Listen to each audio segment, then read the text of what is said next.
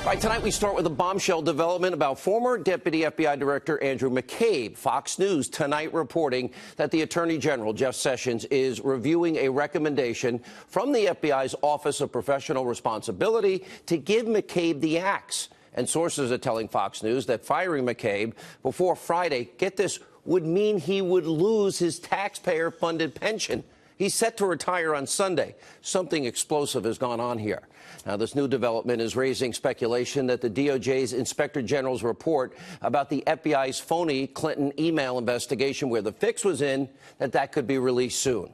And Fox News has learned that the Inspector General's investigation has discovered that McCabe was not forthcoming about his approval for an FBI official to talk to reporters about the Bureau's investigation into the Clinton Foundation.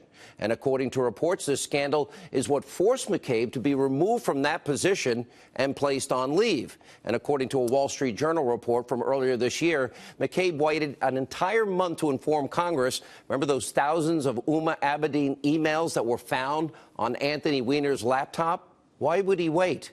Then, of course, there's the text message from the Trump-hating FBI lovers, Peter Strzok and Lisa Page. Now, remember, they've mentioned talking to Andy. We think that's Andrew McCabe about that insurance policy. God forbid if Donald Trump won the election.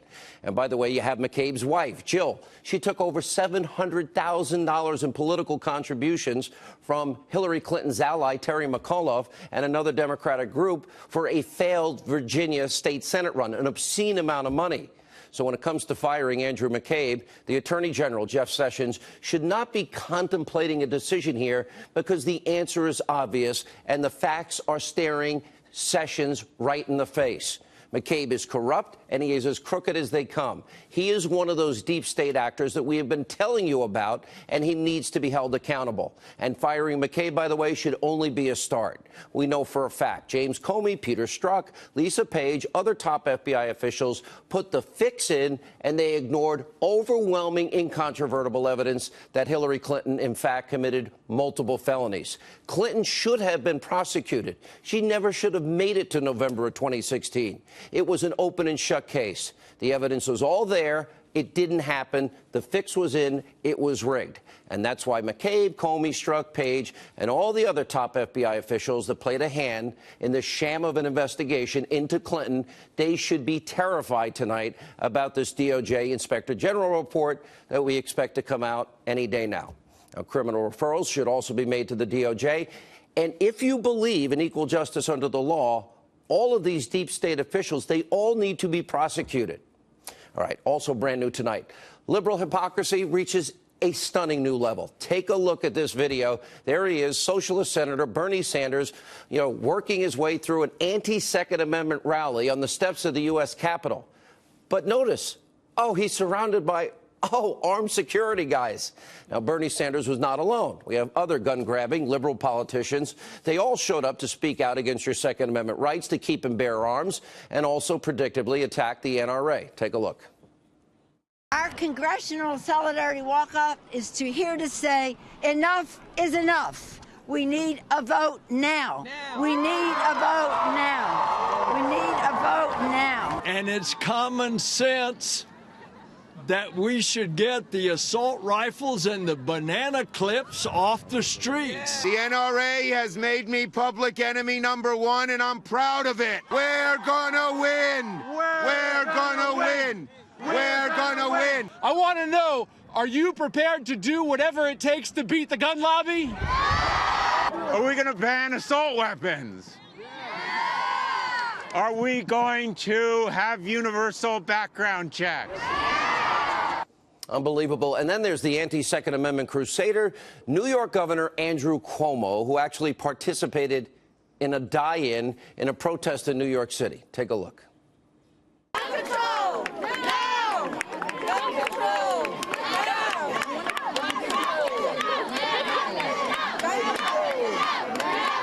Yeah, he has tons of security also. Just shameless hypocrites. They stand in front of crowds of people, no fear about their own personal safety, because they are surrounded by armed security, but they would deny those same protections to America's school children. Does that make any sense? By the way, here's a quick question. If being protected by armed police officers is good for these politicians, Shouldn't it be good for our children in America's schools? Pretty simple answer, right? And anyway, have you noticed that congressional Democrats, they are always the champions of gun-free zones, except places where they work. There's tons of security at the Capitol. And the same goes for Hollywood liberals. Now, those pompous award ceremonies have more security than Fort Knox. But in their minds, it's outrageous for schools to take the same precautions that they have. You want to protect America's schools and our kids. The solutions are obvious. I have highlighted them on this show. You need comprehensive threat security assessments. You need control points of entry. You need to secure the perimeters. You need school IDs, metal detectors, and, yes, concealed carry, armed, highly trained, retired, former police and military. Now, by the way, the House did take a step forward today. They overwhelmingly passed a school safety bill that awards grant money to states to help train teachers and students and law enforcement officials to stop the violence in schools. It's a good start, but it's not good enough. America's schools, our kids, deserve the same security that liberals demand for themselves. All right, also tonight, the acting director of ICE slamming Nancy Pelosi for daring, if you can believe it, to call federal immigration authorities that risk their lives every single day to keep this country safe. Nancy called them cowardly. Watch this. Not only did she say they were cowardly, she said that, ICE was terrorizing immigrant communities. First of all, you're talking about law enforcement officers. These are men and women that put their lives on the line for this country every day. They strap a gun to their hip and leave the safety and security of their homes to defend this nation. So how dare you call them cowardly? And to say that we're terrorizing immigrant communities, the people we arrested during these California operations, looting the city of its acts with a juvenile, assault with deadly weapons, murder, these people were terrorizing immigrant communities. ICE went in there and removed these people from the communities. So liberals like Nancy Pelosi, they're making it clear they have no problem putting American lives in danger to protect criminal illegal immigrants. And I'm not talking about DACA. I'm not talking about dreamers or people that have benefited from chain migration or the visa lottery.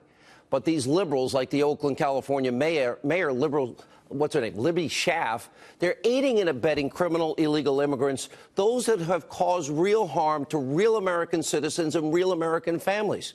So it's hard to imagine how anyone could defend doing this. But of course, the left is, and we watch it every day. And that's why you have angel parents. Those are people whose children were killed by illegal immigrants. They are now rightly demanding that Mayor Schaaf face prosecution for obstruction of justice, protecting criminals, aiding and abetting people that shouldn't be in the country in the first place, and then commit other crimes. And liberals like to pretend that illegal immigrants don't commit crimes, but they're lying when they say that. And sadly, these angel parents are needlessly suffering, all because of this. It's a national disgrace. It can be stopped. And if it happens again, those people protecting them, they are the ones to blame. Now, also tonight, liberals are channeling their rage to attack a brand new target. See the woman on the screen there. Democrats are now threatening to block the nomination of Gina Haspel to be the first female CIA director. Now, here's why. Haspel played a very key role in overseeing the enhanced interrogation techniques that were used at CIA black sites against top-level al-Qaeda terrorists. Of course, this is after 9/11. 3,000 Americans were killed. And the left can feign all the moral outrage they want, play all the politics they want, but facts are not on their side. The CIA, other top officials like Leon Panetta, who worked in the Obama administration, have said, and we'll show you this later tonight, that enhanced interrogation techniques, they worked. And it led to finding and killing Osama bin Laden. Without them, he probably would still be alive today.